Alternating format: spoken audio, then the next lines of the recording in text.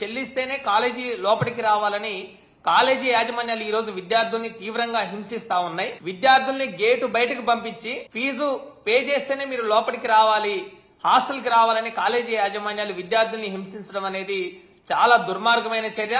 ఈ రోజు చైతన్య నారాయణ లాంటి వాళ్ళు, ముఖ్యంగా కూటమి ప్రభుత్వం అధికారం చేపట్టిన ఈ 7 నెలల కాలంలో నారాయణ గారు మంత్రి అయిన తర్వాత కార్పొరేట్ కాలేజీల ఆగడాలు పెద్ద ఎత్తున పెరిగిపోయాయి. ఈ రాష్ట్రంలో అడ్డగోలుగా ఫీజులు వసూలు చేస్తా ఉన్నాయి. సుమారు ఈ ప్రభుత్వం అధికారం చేపట్టిన 7 నెలల్లోనే కార్పొరేట్ కాలేజీలు నీట్ కోచింగ్ పేరుతో, ఐఐటి కోచింగ్ పేరుతో సుమారు 40% అడ్డగోలుగా ఫీజులు పెంచాయి.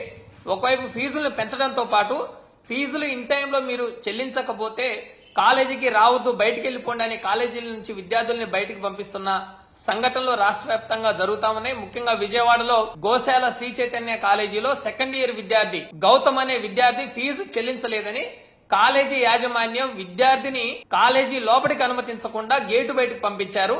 మేము 20,000 పే చేశారు ఆ తండ్రి, ఇంకో 50,000 పే చేస్తేనే మీరు కాలేజీలోకి రావాలని కాలేజీ యాజమాన్యం హుకుం జారీ చేసి విద్యార్థిని, ఆ విద్యార్థితో పాటు వచ్చిన తండ్రిని బయటకు పంపించి మీరు ఫీజు పే చేస్తేనే లోపలికి రావాలి, 50,000 ఫీజు కడితేనే లోపలికి రండి అని గేటు బయటకు పంపించారు. ఇది చాలా అమానుషమైన ఘటన. దీనిపైన ఇంటర్మీడియట్ అధికారులు తక్షణమే చర్యలు తీసుకోవాలని వైఎస్ఆర్ విద్యార్థి సంఘం తరఫున మేము డిమాండ్ చేస్తా ఉన్నాం. ముఖ్యంగా ఈ రోజు కార్పొరేట్ కాలేజీ యాజమాన్యాలు నీట్ కోచింగ్ పేరుతో 3 లక్షల రూపాయల పైగా ఫీజులు వసూలు చేస్తా ఉన్నారు.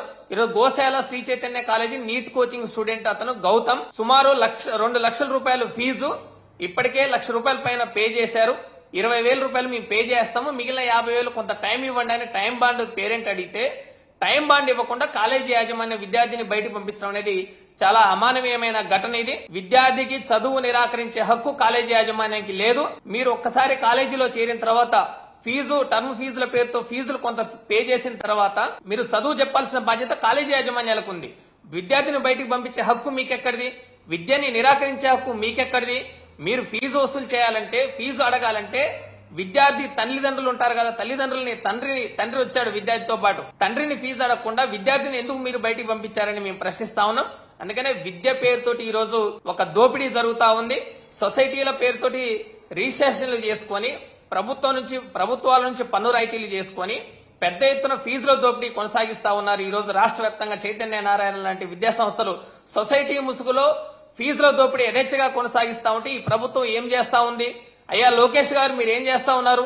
మీ రెడ్ బుక్ రాజ్యాంగం అమలు చేయడం అంటే ఇదేనా? విద్యార్థిని క్లాసులు తరగతిలోకి రాకుండా ఫీజు చెల్లిస్తేనే మీరు రావాలని హుకుం జారీ చేసే కార్పొరేట్ కాలేజీ యాజమాన్యాలపైన మీరు ఏ విధమైన చర్యలు తీసుకుంటా ఉన్నారు?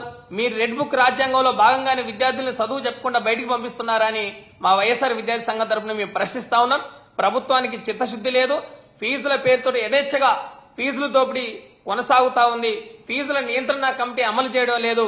ఫీజుల నియంత్రణ కమిటీని అమలు చేయించాల్సిన బాధ్యత ప్రభుత్వాల మీద ఉంది. కూటమి ప్రభుత్వం అధికారం చేపట్టిన 7 నెలల్లోనే ఫీజుల పైన మానిటరింగ్ లేదు.